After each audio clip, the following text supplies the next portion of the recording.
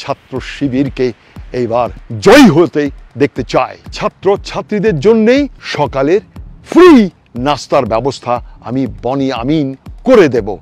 দীর্ঘ 5 বছর পর আগামী 9 সেপ্টেম্বর ঢাকা বিশ্ববিদ্যালয় কেন্দ্রীয় সংসদ নির্বাচন অনুষ্ঠিত হতে যাচ্ছে। এই নির্বাচন ঘিরে শিক্ষার্থীদের জল্পনা কল্পনার শেষ নেই।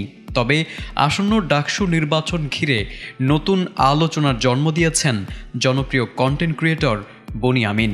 ছাত্র শিবিরকে এইবার জয়ী হতে দেখতে চাই। বনি আমিন ঘোষণা দিয়েছেন, আসন্ন ডাকসু নির্বাচনে ছাত্র শিবির প্যানেল থেকে অন্তত 80% আসনে বিজয়ী হলে আগামী 5 বছরের জন্য তিনি প্রতি বছর ঢাকা বিশ্ববিদ্যালয়ের একজন ছাত্র ও ছাত্রীকে শতভাগ স্পন্সর করে অস্ট্রেলিয়াতে লেখাপড়া করার সুযোগ করে দিবেন। শুধু তাই নয়, এর পাশাপাশি তিনি দিয়েছেন আরও বড় এক ঘোষণা।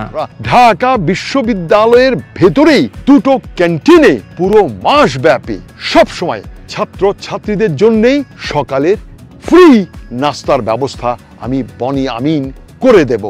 শনিবার নিজের ভেরিফাইড ফেসবুকে এক ভিডিও বার্তায় বনি আমিন বলেন, ছাত্র শিবিরের প্যানেল যতদিন কার্যকর থাকবে ততদিন ঢাকা বিশ্ববিদ্যালয়ের ভেতরে 2টো ক্যান্টিনে পুরো মাসব্যাপী সম্পূর্ণ বিনা পয়সায় সকালে নাস্তার ব্যবস্থা করে দেবেন তিনি।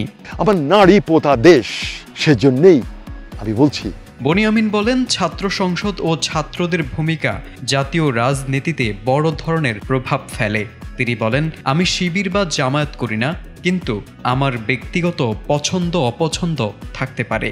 বনি আমিন 1970-এর দশকে নোয়াখালী জেলার হাতিয়া দ্বীপে জন্মগ্রহণ করেন। ছোটবেলা থেকেই তিনি বাংলাদেশের রাজনৈতিক ও সামাজিক পরিস্থিতি নিয়ে আগ্রহী ছিলেন। চট্টগ্রাম বিশ্ববিদ্যালয় থেকে পড়াশোনা শেষ করে 1991 সালে তিনি পরিবারের সঙ্গে অস্ট্রেলিয়ায় পাড়ি জমিয়েছেন।